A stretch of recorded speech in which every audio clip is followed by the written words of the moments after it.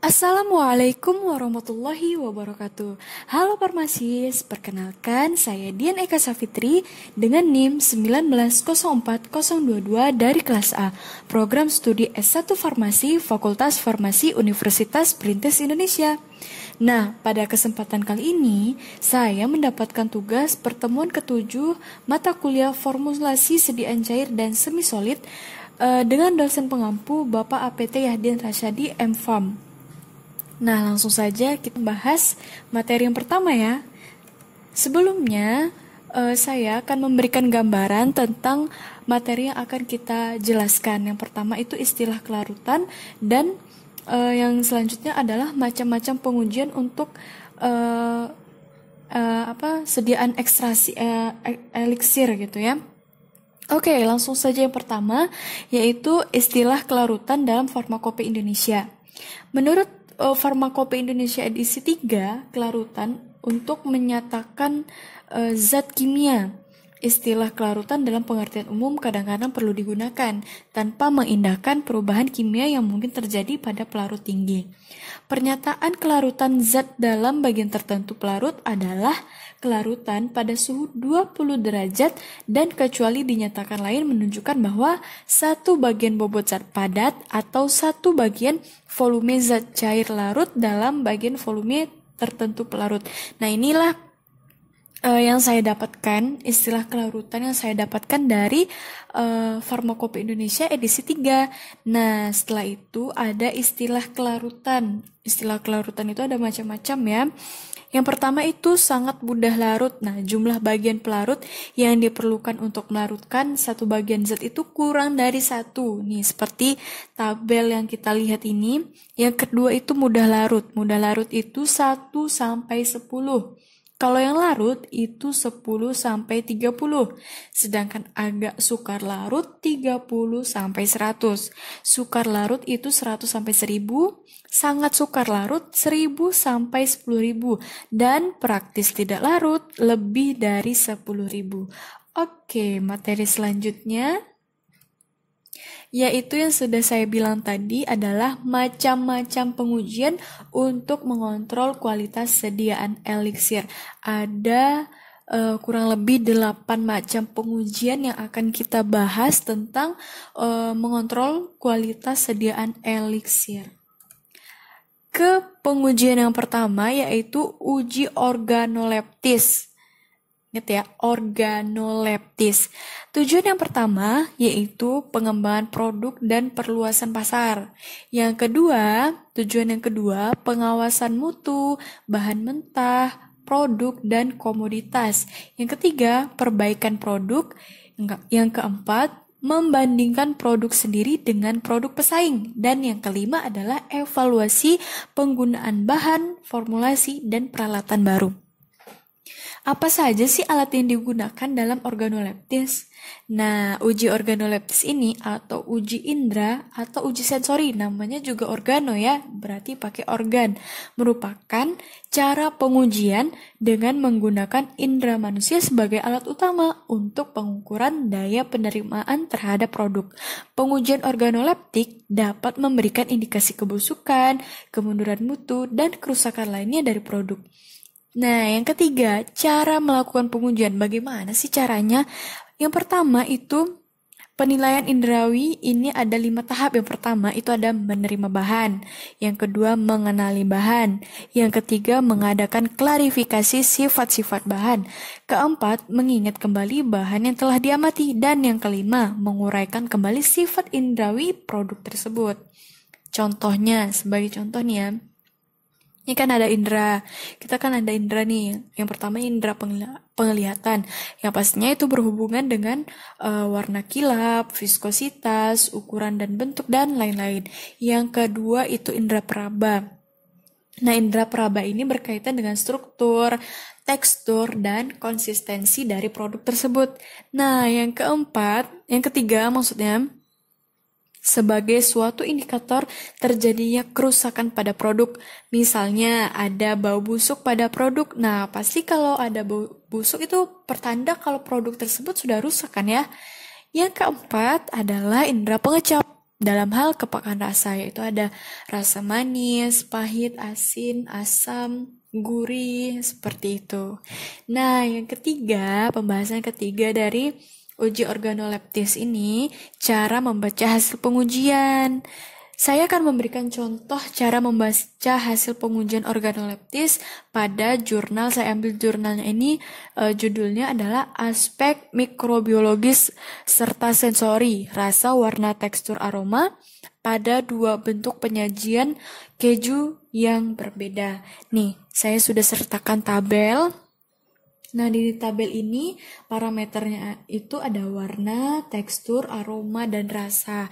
Nah, yang akan dibandingkan itu adalah keju slice dan keju batangan. Nah, ini misalkan pengujian organoleptis ini dilakukan untuk mengetahui tingkat kesukaan pada keju yang mempunyai perbedaan bentuk, baik itu dilihat dari warna, tekstur, aroma, dan rasa. Dengan skala mutu yang misalkan dia menggunakan skala mutu ya, misalkan sangat tidak suka diberi skor 1, jika tidak suka diberi skor 2, jika netral diberi skor 3, jika suka diberi skor 4, dan sangat suka itu skornya 5. Nih, pada keju berbentuk slice dan batang. Kita lihat di tabel ya. Ini keju slice dari warnanya 3,70, sedangkan keju batang itu 4. Nah, jadi bisa kita bisa kita baca hasilnya jika si pentester artiannya yang mencoba ini, yang 3 tadi skornya apa? Suka, tapi dia 3,70, berarti ya lebih dari suka ya. Sedangkan keju batang dari warnanya dia mendapat skor atau nilai 4, berarti dia suka gitu ya. Kalau yang 3 itu netral, tapi di atas ya sedikit mendekati suka lah ya. Jika keju batang ini 4 skornya, berarti dia suka. Begitu juga dengan seterusnya. Tapi ya nilainya ini tidak signifikan begitu ya. Seperti itu. Lanjut ke uji nomor 2, yaitu bobot jenis. Tujuan uji bobot jenis itu yang pertama untuk mengetahui kekentalan suatu zat cair. Yang kedua itu untuk mengetahui kemurnian suatu zat dengan menghitung berat jenisnya, kemudian dibandingkan dengan teori yang ada. Yang ketiga untuk mengetahui tingkat kelarutan atau daya larut suatu zat. Dan tujuan yang keempat yaitu untuk uji identitas dan kemurnian dari senyawa obat, terutama dalam bentuk cairan.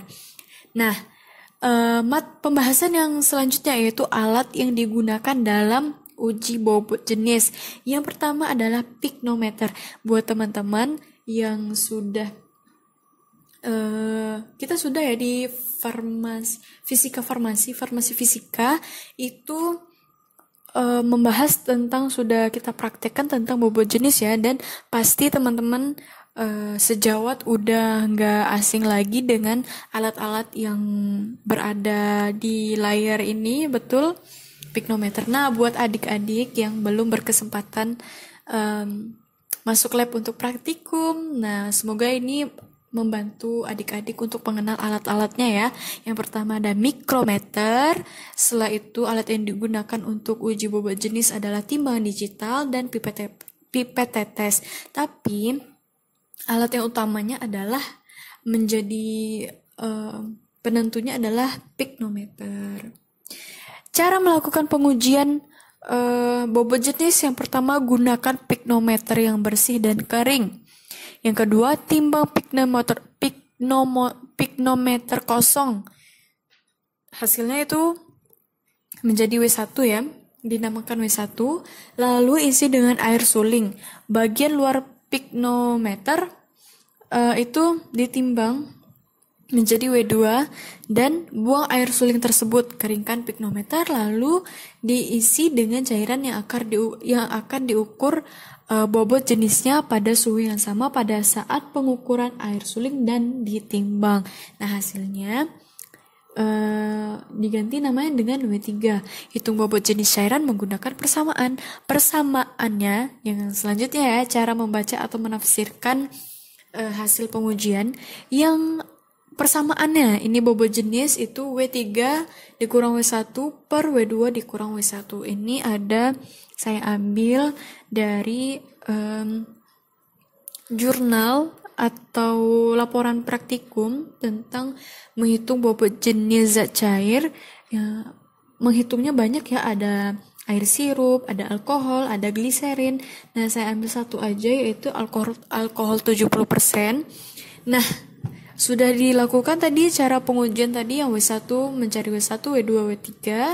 Nah, setelah dimasukkan persamaannya, hasilnya adalah seperti ini, dan hasil percobaan ini didapati bahwa bobot jenis untuk bobot jenis alkohol adalah 0,9607 gram per mili. Berdasarkan literatur, bobot alkohol itu 0,8119 gram per mili gitu ya. Ya, beda-beda tipis gitu. Selanjutnya yaitu uji kejernihan. Tujuannya yang pertama untuk mengetahui kejernihan dari sediaan yang dibuat. Yang kedua memastikan larutan bebas dari pengotor. Itu hampir sama. Oke, alat yang digunakan adalah tabung reaksi alas datar dengan diameter 15-25 mm. Tidak berwarna atau transparan dan terbuat dari kaca netral. Cara melakukan pengujiannya: pertama, pengamatan dilakukan di bawah cahaya yang berdifusi, tegak lurus ke arah tabung, dan penetapan dilakukan dengan menggunakan tabung reaksi alas datar. Masukkan ke dalam 2 tabung reaksi masing-masing larutan uji dan suspensi padanan yang sesuai dengan dan secukupnya. Dibuat segar sehingga volume larutan dalam tabung reaksi terisi setinggi 40 mm. Lalu, bandingkan kedua isi tabung setelah 5 menit pembuatan suspensi padanan dengan layar yang hitam. Seperti itu. Nah, cara membaca atau menafsirkan hasil pengujiannya itu hanya dibuat tabel saja ya. Itu ada evaluasi sediaannya, yaitu uji kejernihan. Hasilnya jernih tanpa partikulat. Nah, langsung ya, kalau membaca menafsirkannya itu bisa langsung gitu, bisa langsung dipahami. Ini hasilnya ini saya ambil dari laporan praktikum. Nah, dilakukan uji kejernihan dan warna dengan cara pengamatan visual secara langsung. Hasilnya adalah sediaan jernih dan tidak tampak warna apapun. Artinya tidak ada zat pengotor dan bebas partikel melayang. Lanjut ke uji kelarutan nomor 4. Yaitu uji kelarutan yang tujuannya yang pertama adalah untuk memprediksi sifat adsorb obat dalam saluran cerna dan bioaktivasi. Alat yang digunakan, wah ini banyak ya, jadi menambah pengetahuan adik-adik semua yang sekali lagi yang belum berkesempatan untuk praktikum. Semoga pandemi ini segera berlalu dan kita praktikum seperti biasa. Nah, yang ini pipet volume. Selanjutnya alat yang digunakan adalah Erlenmeyer, water bath shaker, beaker glass, batang pengaduk, termometer, gelas ukur, dan mikropipet. Cara melakukan pengujiannya yaitu ke dalam Erlenmeyer itu diisi 50 ml per larut. Erlenmeyer ukuran 50 ml itu diisi pelarut sebanyak 25 ml. Erlenmeyer ditempatkan pada penangas air pada suhu konstan 35 derajat Celcius. Menimbang paracetamol sebanyak 750 mg dimasukkan ke dalam Erlenmeyer yang telah berisi pelarut. Nah, Erlenmeyer dikocok pada kecepatan konstan dan suhu konstan sampai diperoleh larutan paracetamol jenuh. Setelah tercapai kesetimbangan larutan jenuh, pengocokan dihentikan, lalu didiamkan selama 10 menit, kemudian disaring dengan kertas saring. Hasil penyaringan itu diambil 3 ml dengan spuit injeksi dan ditampung dalam tabung reaksi. Diambil 0,05 mili dengan pipet volume dan dimasukkan ke dalam lampu ukur 20 yang ukurannya 25 mili dan diencerkan dengan pelarutnya. Setelah itu ditentukan kadarnya dengan spektrofotometer UV vis pada panjang gelombang maksimum 244 nm. Ditentukan kadar parasetamol dengan menggunakan kurva baku yang ditentukan. Nah, itu ya. Nah, pembuatan larutan baku parasetamol itu yang pertama membuat larutan parasetamol dengan kadar 2, 4, 8, 10, 20 ppm. Amati dengan spektrofotometer pada panjang gelombang maksimum, yaitu 244 nm. Buat kurva baku. Setelah itu, dan garis regresi Y sama dengan A plus BX. Lanjut ke uji viskositas. Ini udah masuk uji yang kelima ya. Yang pertama tujuannya itu untuk menganalisa tingkat kekentalan suatu cairan. Yang kedua untuk menentukan standar kualitas mutu sesuai dengan standarisasi kekentalan. Alat yang digunakan adalah viskometer. Seperti ini bentuknya ya. Nah, cara melakukan pengujiannya ini adalah seperti skema gitu ya. Pertama, alat dan bahan disiapkan. Yang kedua, diameter dan massa bola kecil atau besar diukur. Setelah itu, cairan minyak atau oli dituang ke dalam gelas beker sebanyak 40 ml. Setelah itu, massa cairan oli diukur. Cairan minyak atau oli dimasukkan ke dalam viskometer dan ditutup tidak terlalu rapat. Bola kecil atau besar dimasukkan ke dalam viskometer. Posisi viskometer dibalik hingga bola mulai jatuh akibat dari gaya gravitasi. Waktu yang dibutuhkan bola jatuh atau turun sesuai jarak yang ditentukan dicatat. Percobaan diulangi sebanyak 5 kali. Cara membaca grafiknya atau menafsirkan hasil pengujiannya itu, grafik pertama ada hubungan waktu terhadap jarak bola kecil pada fluida oli, dan grafik kedua ini hubungan waktu terhadap jarak bola besar pada fluida minyak. Nah, yang waktu vertikal ini, garis vertikal ini waktu, sedangkan yang horizontal ini adalah diameter, dan R kuadratnya didapat 0,99, sedangkan yang grafik kedua itu didapat 0,98. Lanjut ke pengujian yang keenam, yaitu uji pH. Uji pH ini sudah sangat umum sekali ya, maksudnya sudah familiar untuk di kalangan teman-teman dan juga untuk adik-adik di SMA juga udah pernah melakukan uji pH. Yang tujuan dari uji pH ini adalah untuk mengetahui apakah obat atau kosmetik yang telah dibuat telah memenuhi syarat sediaan yang dibuat. Yang kedua, untuk mengetahui sifat asam dan basa dari suatu larutan. Dan yang ketiga, untuk menentukan tingkat pH suatu larutan. Alat yang digunakan adalah pH meter. Selain pH meter, ada juga ya, yang lebih sederhana lagi, yaitu kertas lakmus. Cara melakukan pengujiannya itu, yang pertama, hubungkan elektroda ke alat pH meter. Hidupkan alat pH meter pada posisi on.